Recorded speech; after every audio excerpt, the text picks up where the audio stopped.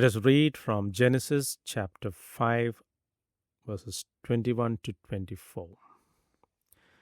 When Enoch had lived 65 years, he fathered Methuselah.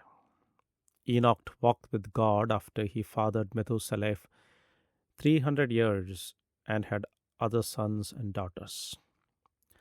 Thus all the days of Enoch were 365 years. Enoch walked with God, and he was not, for God took him. Hebrews chapter 11, verses 5. By faith, Enoch was translated that he should not see death, and was not found, because God had translated him. For before his translation he had this testimony that he pleased God. But without faith it is impossible to please him. For he that comes to God must believe that he is, and that he is a rewarder of them that diligently seek him. The story of Enoch in this chapter is a testimony to what it means to walk with God. Among long genealogies of names, years, births, and deaths, Enoch shines like a diamond. His life is different, not just because of its relative brevity, but because he walked with God. Enoch pleased God. Enoch lived in an era that spanned nearly 2,000 years. Generations overlapped and thousands were born. Of all these long-lived patriarchs, only Enoch and Noah are described as those who walked with God. This is no coincidence. It's a reminder that amidst the routine, mundane existence of millions, God is always on the lookout for those who walk with him. In a world teeming with spiritual apathy, Enoch's life challenges us to rise above spiritual lukewarmness and seek God's company. The average lifespan of Enoch's contemporaries was an astounding 929 years. Enoch lived only 365 years, a third of their age. Yet, it is not how long we live that matters. It is how well we live. Enoch's brief life left an indelible mark because it was a life that pleased God. What does it mean to walk with God? It signifies oneness of will and agreement of nature. Amos 3 verse 3 says, "Can two walk together except they be agreed?" Hebrews chapter 11 verse 5 to 6 emphasizes the foundation of Enoch's walk with God. Enoch pleased God by his faith, for without faith it is impossible to please God. Faith is described in Hebrews 11 verse 1 as the substance of things hoped for, the evidence of things not seen. Enoch trusted in God's eternal power and deity from the evidence of the world around him. He walked in faith, believing that God is and that he rewards those who seek him. Enoch recognized and yielded to God's sovereign authority in faith. He did not wait for God to do what was pleasing to him. He lived for God's commendation rather than for possessions, prestige, or power. The fact of Enoch's walk with God is recorded after the birth of his son Methuselah. At this pivotal moment in his life, perhaps he gained a deeper understanding of his position and duty towards God. Enoch walked with God for 300 years while living with his family. Walking with God does not require retreating to a monastery or a mountain. It is perhaps in the midst of our daily responsibilities that we walk most closely with God. No miracles or great works are recorded of him, but he knew God's secrets.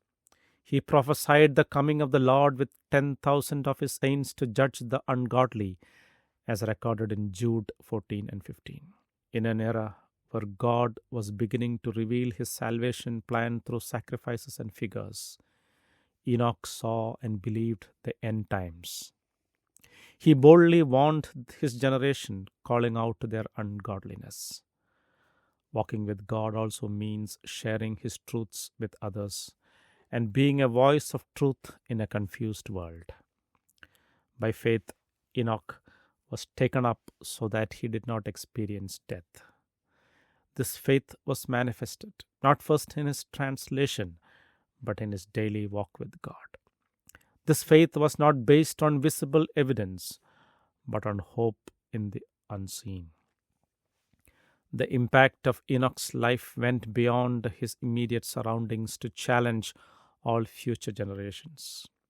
His great grandson Noah, born 69 years after Enoch's translation, chose to walk with God too. Who knows how much Enoch inspired Noah's faith and righteousness amid a corrupt generation. Likewise, our walk with God leaves a spiritual inheritance for those who follow. Our faith and obedience can inspire others to seek the same fellowship with God. So, what can we learn from Enoch's walk with God? First, faith is the foundation. By grace through faith, God reconciles us sinners to Himself as we willingly agree to walk by His guidance rather than our own wisdom. Christ has shown us the open door to reconciliation with God through His blood. What hinders us from surrendering to His love in the obedience of faith? Without faith, it is impossible to please God.